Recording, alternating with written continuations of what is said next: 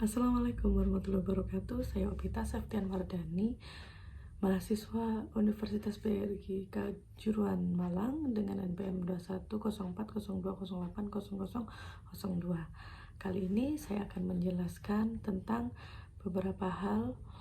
Yang pertama tentang kebutuhan koleksi perpustakaan, kriteria seleksi, dan pengembangan koleksi. Yang pertama, kita akan membahas tentang pengembangan koleksi. Pengembangan koleksi mencakup semua kegiatan untuk memperluas koleksi yang ada di perpustakaan, terutama kegiatan yang berkaitan dengan pemilihan dan evaluasi bahan pustaka. Kegiatan ini meliputi berbagai aktivitas seperti penyuluhan, kebijaksanaan, penetapan prosedur seleksi, pengadaan koleksi, serta evaluasi yang biasa tertuang dalam program pengembangan koleksi suatu perpustakaan.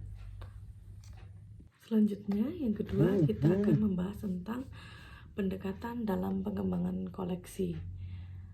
Terdapat beberapa yang harus dipertimbangkan, yaitu mana yang lebih ditekankan antara pendidikan atau rekreasi, kualitas atau permintaan pemakai, kualitas atau kuantitas, serta kebutuhan pemakai atau non-trailer. Selanjutnya kita akan membahas tentang aliran pengembangan koleksi. Ada 3 paham yang terdapat di dalamnya. Yang pertama, paham idealisme, yaitu paham ini tumbuh dan berkembang pada masyarakat yang telah maju jalan pikirannya, mendorong terciptanya masyarakat ilmiah dan maju. Buku-buku berkualitas menjadi pilihan, tetapi tidak memperhatikan the needs, interest, dan selera pemakai. Tujuan akhir adalah terciptanya koleksi lengkap, tepat, berkualitas tinggi yang meliputi needs, demand, dan taste. Yang kedua adalah paham realisme. Paham ini mendasarkan pembinaan koleksi pada kebutuhan atau demands masyarakat yang dilayani saja, sedangkan kualitas pandangan sebagai faktor sekunder. Biasanya tumbuh pada masyarakat yang tingkat pendidikannya belum maju, minat baca belum berkembang. Tujuan paham ini adalah terbinanya koleksi sesuai dengan realitas tuntutan pemakai atau di tahap permulaan. Yang ketiga adalah tahap kompromisme. Mengkompromikan 2 paham, yaitu pengadaan koleksi untuk memenuhi tujuan perpustakaan. Kebutuhan pemakai mendapat perhatian yang sama. Tujuan dari paham ini adalah terwujudnya koleksi yang mendekati kebutuhan real dari penggunanya.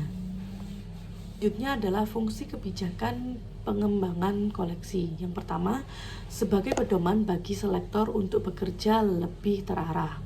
Yang kedua, sarana komunikasi untuk memberitahu para pemakai, administrator, dewan pembina, dan pihak lain apa cakupan dari ciri-ciri koleksi yang telah ada, serta rencana untuk pengembangan selanjutnya.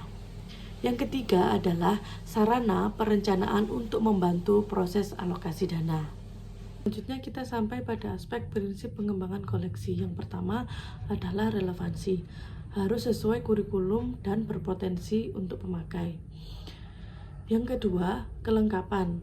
Tidak hanya buku teks wajib, tetapi mencakup bidang ilmu terkait dengan kurikulum. Yang ketiga, kemutakhiran atau sesuai dengan pembahasan ilmu pengetahuan terkini.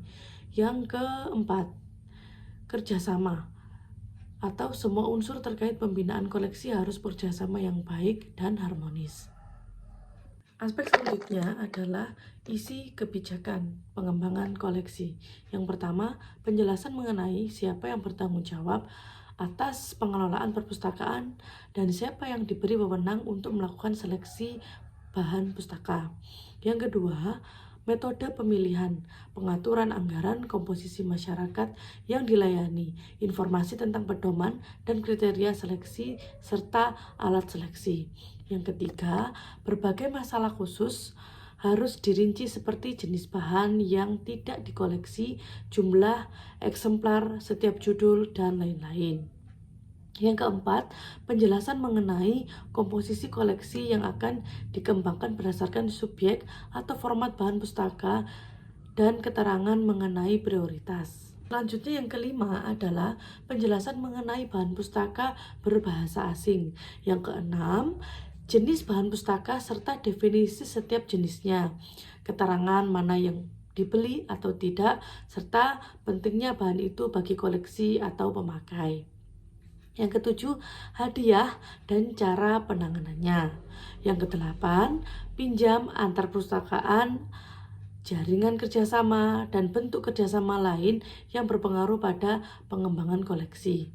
Yang kesembilan, kriteria dan tata cara penyiangan. Yang kesepuluh, sikap perpustakaan terhadap sensor dan masalah lain yang berkaitan dengan intellectual freedom. Selanjutnya kita sampai pada seleksi bahan pustaka. Seleksi bahan pustaka harus memperhatikan pedoman pengembangan koleksi yang telah dirumuskan. Selanjutnya adalah alat bantu seleksi buku. Yang pertama, katalog penerbit dari dalam atau luar negeri. Yang kedua, tinjauan buku yang dibuat dalam majalah ilmiah.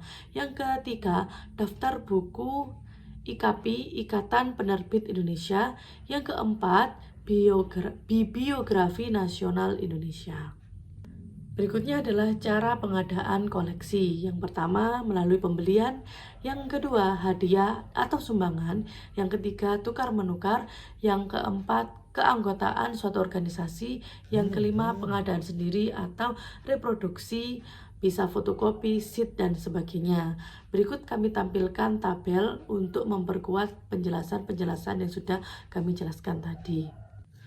Semoga semua penjelasan kami tentang perpustakaan ini dapat bermanfaat bagi kita semua. Wassalamualaikum warahmatullahi wabarakatuh.